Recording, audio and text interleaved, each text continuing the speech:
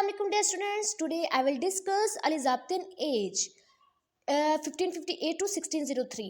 Before starting my video, please subscribe my channel and like my video.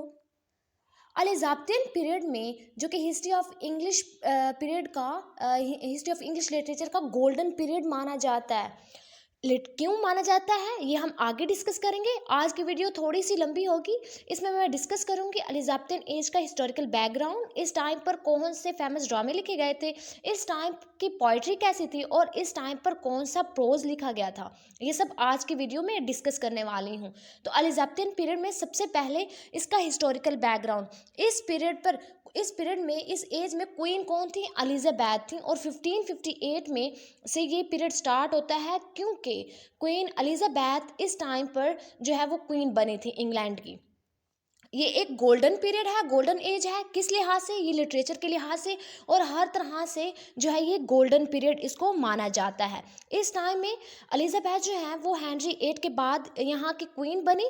इस time पे जो Protestant थे वो दोबारा आना स्टार्ट हो गए और इसके बाद जो ज़ाहिर बात है जब प्रोटेस्टेंट्स आना स्टार्ट हो गए, कैथोलिज्म जो है यहाँ एंड हो गया था। अब एलिजाबेथ यहाँ पर स्पेन जो है वो अटैक कर रहे थे एलिजाबेथन एज में इंग्लैंड पर। अब स्पेन अटैक क्यों कर रहा था? क्योंकि स्पेन का जो किंग था उसने प्रपोज किया, जिसका नाम था फिलिप सेकंड। उसने प्रपोज किया था एलिजाबेथ को और एलिजाबेथ ने उसको रिजेक्ट कर दिया था, उसका प्रपोजल एक्सेप्ट नहीं किया, जिससे उसने जो है अटैक करना स्टार्ट कर दिया। स्पेन के किंग ने अटैक करना स्टार्ट कर दिया।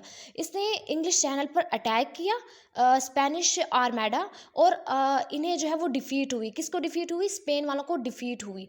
इस टाइम पर एलिजाबेथ के पास कोई स्ट्रॉन्ग मिलिट्री नहीं थी कि इनको जो है वो सक्सेस हुई, इसकी वजह जो स्ट्रॉन्ग, लेकिन इनकी नेवी यानी जो भी इनकी थोड़ी बहुत जो है वो थी मिलिट्री, उसने बहुत अच्छे से जो है वो डिफीट कर लिया था स्पेन को। इस टाइम पर जॉन हॉकिन जो थे, ये कौन था? ये कमांडर था नेवी का कमांडर था। इसने थोड़ा सा जो है अपना रोल अदा किया, थोड़ा सा तो नहीं कह सकते, काफ़ी इसका रोल है स्पेन को हराने में।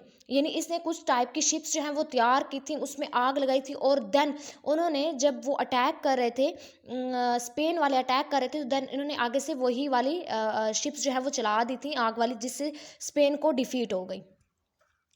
इन्हें जो है जॉन हॉकिन और उसके जितने भी फॉलोअर्स थे, ये कह लें जितने भी तो साथी थे, उन सबको सार डॉग्स भी कहा जाता है इसके बाद। और इसमें इस टाइम पर एज ऑफ प्लॉट्स था। अब एज ऑफ प्लॉट्स मीन्स क्या है कि इस टाइम पर डिफरेंट प्लॉट्स जो है मंसूबे बनाए गए थे इसको एलिजाबेथ को कत्ल करने के लिए। अब एलिजाबेथ को कत्ल क्यों करना चाह रहे थे? वो इसलिए ताकि एलिजाबेथ जो है वो जब इसकी डेथ होगी देन जो है वो मैरे को सीट पर बिठाया जाए, इसे क्वीन बनाया जाए, कैथोलिज्म वापस आ जाए। ठीक है, ये कैथोलिक्स थे जिन्होंने इसके अगेंस्ट जो है बड़े इसको असैसिनेट करना चाहा, बहुत ज़्यादा चार्जेस लगाए। तो ये था कि प्रोटेस्टेंट, क्योंकि एलिजाबेथ प्रोटेस्टेंट थी तो इसकी हुकूमत को वो ख़त्म करना चाह रहे थे। और ऐसा कौन कर रहा था? ऐसा सब कैथोलिक्स कर रहे थे। देन यहाँ पर स्पाई मास्टर वेलिंगम, इसका एलिजाबेथ को प्रोटेक्ट करने में बहुत अहम किरदार है। ये सेक्रेटरी थे और इसके पास हर खुफिया खबर जो है वो पहुंचती थी कि कौन कौन एलिजाबेथ को मारने का जो है वो कत्ल करने का मंसूबा बनाता, तो ये हर मंसूबे को नाकाम कर देता था। इसके बाद एक्ट ऑफ सुपरमेसी जो है वो एलिजाबेथन एज में ये एक्ट जो है वो पास तो नहीं कह सकते, ये एक्ट एक जो है वो चला था कि इसमें एक्ट ऑफ सुपरमेसी, लेकिन ये जो है सक्सेसफुल ना हुआ। ये रिलीजियस सेटलमेंट था क्योंकि बहुत सारे लोगों ने जो है वहाँ इस पर ऑब्जेक्शन जो है वो स्टार्ट कर दी, देन ये सक्सेसफुल ना हुआ। ये कुछ हिस्टोरिकल बैकग्राउंड कि एलिजाबेथ क्वीन कैसे बनी। लेकिन इस टाइम पर आर्ट, लिटरेचर और पीस पर बहुत वर्क हुआ, बहुत ज़्यादा अमन पर। यानी एलिजाबेथ हर लिहाज से अमन चाहती थी, पीस चाहती थी, तो वो किसी से भी फाइट करना नहीं चाहती थी। तो इसका मेन रोल है। और इंग्लिश लिटरेचर में ये एक गोल्डन पीरियड है।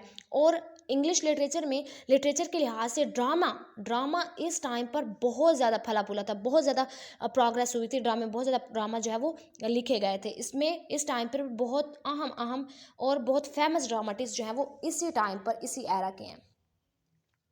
देन हम डिस्कस करेंगे इसका लिटरेचर, इस टाइप का। इसके लिटरेचर को हम 3 इसमें डिवाइड करते हैं। एलिजाबेथन ड्रामा को डिस्कस करेंगे, पोइट्री को, और फिर इस टाइम पर प्रोज कौन सा लिखा गया था उसको डिस्कस करेंगे। सबसे पहले इस टाइम का ड्रामा, कि इस टाइम पर फेमस कौन कौन से ड्रामे लिखे गए थे और कौन से ड्रामाटिस्ट थे।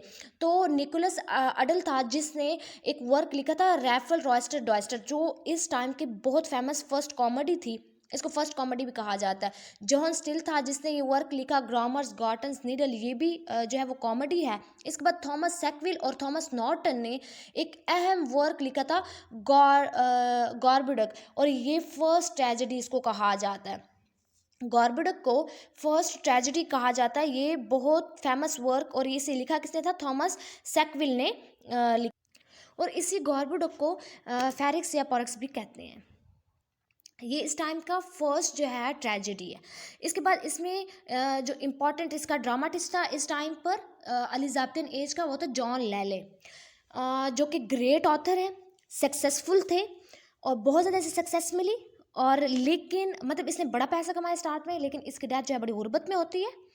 और इसका जो है एक फ्रेंड था एडवर्ड डी वेरे, इसके साथ इसने फ्रेंडशिप की, जो कि एक कोर्ट में से था।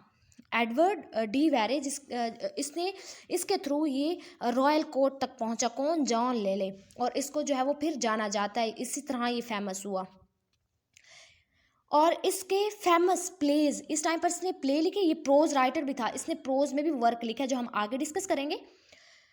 इसका फेमस जो है वो वर्क, इसने प्ले लिखा था कंपास पे, सैफो एंड फो और एंडीमन और मिडास, ये इसके फेमस इसके फेमस प्लेज हैं जो इसने अपने इसमें लिखे हैं।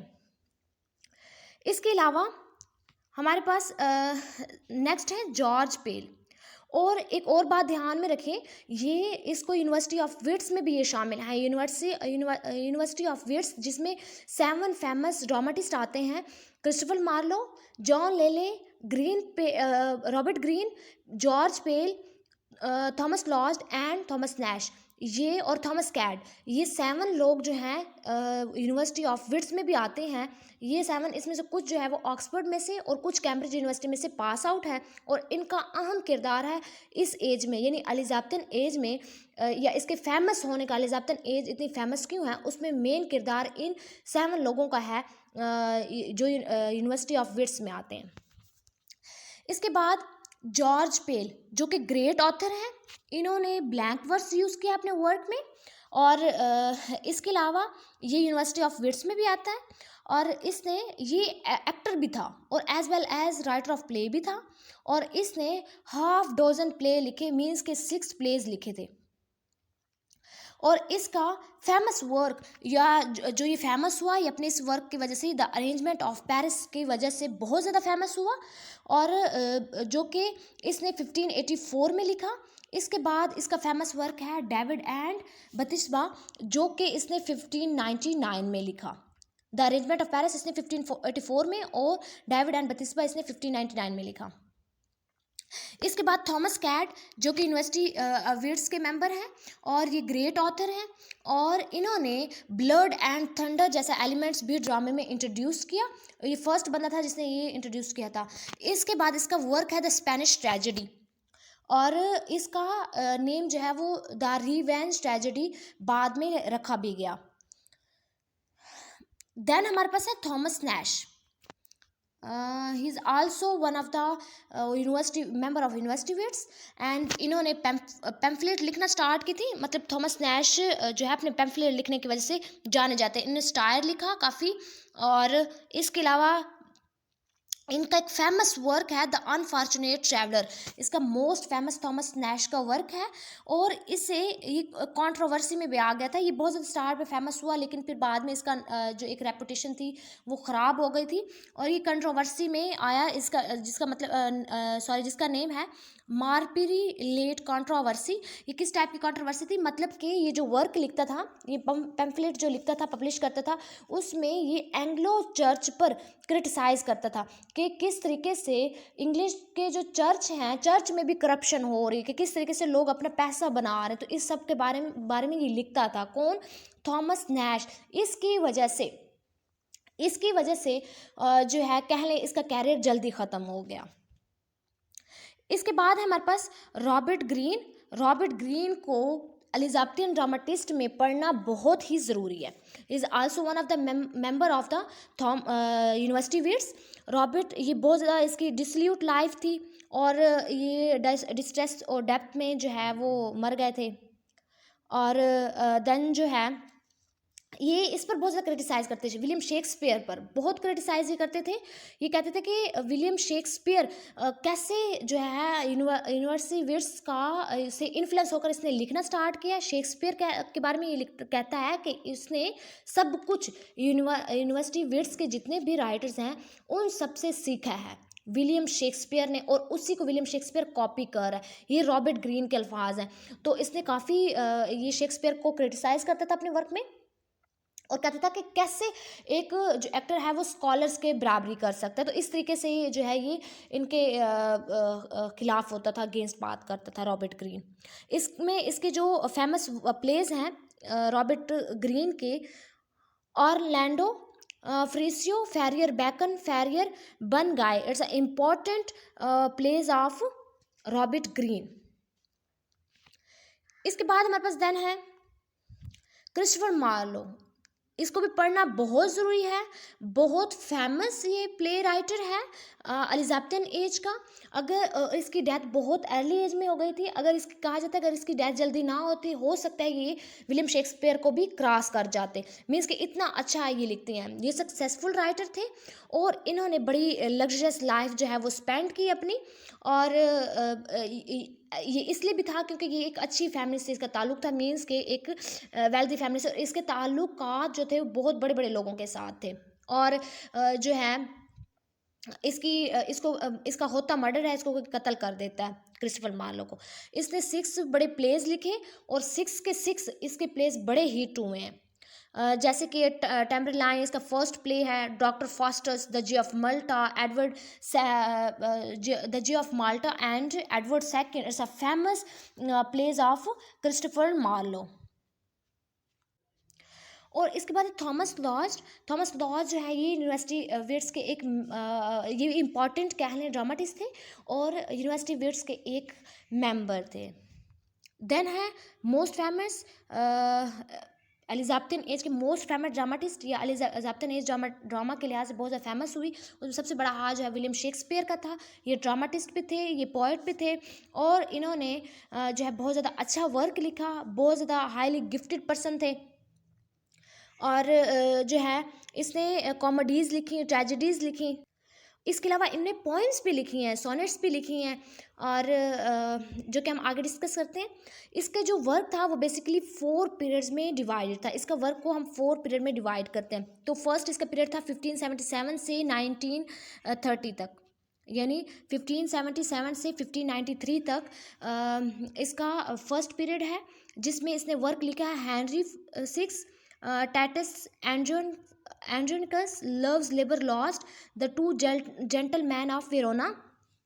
इसके अलावा इसने the comedy of errors, a midsummer night's dream. इसके अलावा रिचर्ड थर्ड, यूथफुल ट्रेजेडी इसने लिखी, रोमियो एंड जूलियट। ये सब इसने फर्स्ट अपने पीरियड में लिखा। सेकंड पीरियड में जो कि है 1594 से 1600 तक, इसमें इसने वर्क लिखे King John, the Merchant of Venice, Much Ado About Nothing, Henry Fourth, Henry Fifth, the Training of the Shrew, the Merry Wives of Windsor. William Shakespeare का second time period, third time period 1601 से start होता है 1601 से 1608 तक। इस time period में, इस third time period में शेक्सपियर ने जूलियस सीजर, हैमलेट, ओथेलियो, ट्रॉलिस कैरेसिडिया और जो है किंग लेयर, मैस्बर्थ और इस तरह के टीमन ऑफ एथेंस, इस तरह के कुछ वर्क्स जो हैं वो अपने इस टाइम पे पब्लिश किए। इस तरह के वर्क जो हैं लिखे। इसके बाद इनका लास्ट पीरियड टाइम पीरियड है 1608 से 1612 तक। इसमें द टेम्पटस, सैम्बरलाइन, द विंटर्स टेल, इस तरह के वर्क जो है विलियम शेक्सपियर ने लिखे हैं। जैसे कि मैंने आपको पहले बताया कि विलियम शेक्सपियर के कुछ पोइम्स भी थे, इन्होंने कुछ पोइम्स भी लिखी। उनमें मेजर पॉइंट्स कौन से हैं? Venus and Adonis, the Rape of Lucrece, 154 इन्होंने सोनेट्स लिखे, जिसमें सोनेट नंबर 18 बहुत ज़्यादा इंपॉर्टेंट है। इंग्लिश लिटरेचर में सोनेट नंबर 18 बहुत इंपॉर्टेंट है। देन हम डिस्कस करते हैं बेन जॉनसन के बारे में। ये भी ग्रेट ड्रामाटिस्ट थे, इनका भी ग्रेट कंट्रीब्यूशन है एलिजाबेथ एज में। कंटेम्प्रोरी ऑफ शेक्सपियर, शेक्सपियर के कंटेम्प्रोरी थे, प्रोमिनेंट ड्रामाटिस्ट थे। इसके अलावा क्लासिस्ट थे, मॉरलिस्ट भी थे और रिफॉर्मर भी थे। इन्होंने बहुत ज़्यादा वर्क लिखा और इससे इनके वर्क को बहुत ज़्यादा पसंद भी किया जाता है। और इन्होंने जो पहले ट्रेजिक 2 प्लेज लिखी, ट्रेजेडी लिखी, सीजनस एंड कैटलिन, लेकिन अनफॉर्चुनेटली इनके दोनों वर्क जो है वो सक्सेसफुल ना हो सके। देन इन्होंने कॉमेडी लिखना स्टार्ट कर दी। इसमें इसका इंपॉर्टेंट वर्क है Volpone, Silent Me Man, the Alchemist, Every Man in His Humour and Every Man out of His Humour. ये इसका बेन जॉनसन का ग्रेट वर्क है और इनको ग्रेट ड्रामाटिस्ट भी माना जाता है। देन हम डिस्कस करते हैं, ये हमारे पास थे एलिजाबेथ एज के जो ड्रामाटिस्ट थे, उनके कौन कौन से वर्क थे। इसके बाद है एलिजाबेथ पोइट्री। एलिजाबेथ पोइट्री भी ग्रेट थी और इसमें बहुत अहम पोइट्स ने जो है वो अपना वर्क किया, अपना कंट्रीब्यूशन पेश की। इसमें से इनका जो है वो फेमस पोइट हमारे पास हैं थॉमस फैट, जो कि ग्रेट पोइट हैं। इनने इटालियन लिटरेचर को ट्रांसलेट किया और थॉमस वैट जो है ये जितने भी यहाँ पर जो है वर्क लिखा जाता था या लिटरेचर था, वो सारे के सारे ये तकरीबन इटालियन से इंस्पायर थे। यानी ये ग्रीक और रोमन इनके वर्क से इंस्पायर थे और इनसे इंस्पायर होकर ये लिखते थे। अब ये जो थॉमस एट है, इसने ना पेट्रॉक को स्टडी किया, बड़ा स्टडी किया इसने पेट्रॉस को स्टडी करके उसकी इसने राइम स्कीम ली। उसके मुताबिक इसने उसका ऑक्टिव लिया, ससेट उसका ऐसे पेट्रॉस का ऐसे अच्छा ना नहीं लगा, तो इसने ससेट की जगह अपनी राइम स्कीम इस तरीके से हेल की कि 3 क्वार्टर्स एंड कपलेट लिया इसने। तो इस तरीके से इसने अपने सॉनेट की राइमिंग स्कीम बनाई है, 3 quarters and 1 couplet. Iambic tetrameter use करता है। इसने एक टर्म जो है वो फाइंड आउट की, ये कह लें एक न्यू टर्म इसने इन्वेंट की, वो थी पॉल्टर्स मयर्स। इसने एक न्यू टर्म फाइंड की जिसमें 12 से 14 सैलिबल्स होते हैं। इसमें से इसने जो है 96 लव पोएम सॉनेट्स लिखी और इसने इसका एक कलेक्शन था वर्क का, टोटल मैसनली। आप सोच रहे होंगे कि इसने ये इसका नाम तो या वैट था, इसने क्यों भाई टोटल मैसनली के नेम से अपने वर्क पब्लिश किए? उसकी वजह ये थी कि जिस बंदे ने पब्लिश किए, मतलब रिचर्ड टोटल एक बंदा था, उसके नेम से इनके वर्क को, इसके कलेक्शन को टोटल मैसनली जो है वो नेम दे दिया गया। देन हमारे पास है हेनरी हॉवर्ड, ग्रेट पॉइट है इस टाइम के। इनको एरल ऑफ सरे भी कहा जाता है। इन्होंने भी पेट्रोचन मूवमेंट को ज्वाइन कर लिया और इन्होंने जो है यूज़ किया ब्लैंक वर्स का। इनको फादर ऑफ इंग्लिश सोनेट भी कहते हैं। सिर्फ इनको नहीं बल्कि थॉमस वैट और हेनरी हॉवर्ड, इन दोनों को फादर ऑफ इंग्लिश सोनेट भी कहा जाता है। इसने हेनरी हॉवर्ड ने पेट्रॉच को बहुत ज़्यादा उसके वर्क को इसने उससे इंस्पायर भी था और कह लें उसके वर्क को बड़ा सर्च भी किया, बहुत पढ़ा इसने। ब्लैंक वर्स यूज़ किया, आयम्बिक पेंटामीटर इसने अपने वर्क में यूज़ किया और विर्जिल का वर्क एनाइड जो है उसको इसने ट्रांसलेट भी किया। इसके बाद है most famous name in Elizabeth poetry is Edmund Spenser. Is also known as a poetry of chivalry. इनका आर्टिस्ट एक्सीलेंस बहुत ज़्यादा था, मतलब बहुत अच्छे आर्टिस्ट थे ये। इनका most famous work the Shepherd's Calendar, जो इन्होंने 1579 में पब्लिश किया था, ये सेफर्स कैलेंडर। इसकी मैं एक बात बता दूं आपको कि एडमंड स्पेंसर जो थे, ये भी विर्जिल की लाइफ को विर्जिल जो हैं उनके वर्क को बहुत ज़्यादा पढ़ते थे और उनसे बहुत ज़्यादा इंस्पायर थे और उनकी तरह लिखने की कोशिश की इसने। जैसे कि विर्जिल का एक वर्क आप जानते होंगे एल्यूगियस, इसका एक इम्पॉर्टेंट वर्क है जो 10 पार्ट्स में है, ठीक है, उसने 10 पार्ट्स में लिखे। तो इसने अपना वर्क द सेफर्स कैलेंडर को 12 पार्ट्स में लिखने की कोशिश की, 12 पार्ट्स में लिखा। इसके अलावा इसने एक इम्पॉर्टेंट वर्क लिखा, फेरियर क्वीन एस्ट्रोफिल। एस्ट्रोफिल का क्या वर्क था इसका, इसने फिलिप सिडनी की डेथ पर ही सॉनेट लिखी थी, एस्ट्रोफिल। इसके बाद इसने वर्क लिखा एपीथैलेमन। अब ये वर्क जो है इसने एलिजाबेथ बॉयल को कंट्रीब्यूट किया, इससे शादी की और इसने जो है एलिजाबेथ बॉयल से शादी की और उसके लिए ये वर्क एपीथैलेमन लिखा। इसके बाद इसके एक कह लें पोएम्स की, सोनेट्स की कलेक्शन, जिसको नाम दे दिया गया ओमरोटी का। ये इसके सोनेट्स की एक कह लें इसके पोएम्स की कलेक्शन थी, ओमरोटी। और इसमें जो है 84 इसकी पोएम्स थी, 84 पोएम्स का ये कलेक्शन है ओमरोटी।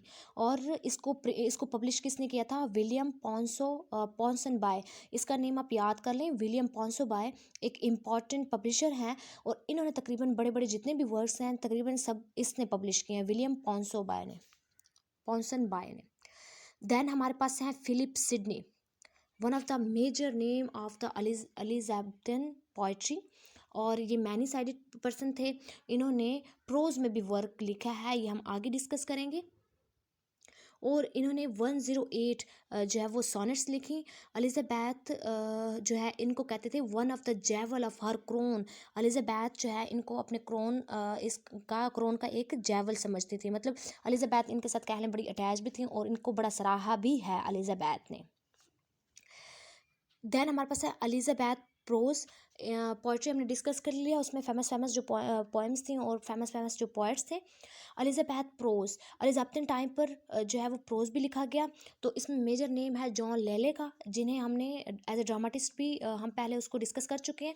तो इसने अपना एक वर्क लिखा था यूफेसिस, और ये इसका यूफेस बहुत ज़्यादा जो है इम्पॉर्टेंट वर्क है, ये इसका प्रोज था और इससे इसको बहुत ज़्यादा शोहरत मिली जॉन लेले को, और इसको जाना भी इसके तकरीबन इसी वर्क की वजह से होता है, जाया जाता है। इसके बाद है सिडनी, फिलिप सिडनी को हम पहले डिस्कस कर चुके हैं एज अ पोएट। तो इन्होंने जो है एज अ प्रोज भी अपना वर्क लिखा, अपनी कंट्रीब्यूशन पेश की।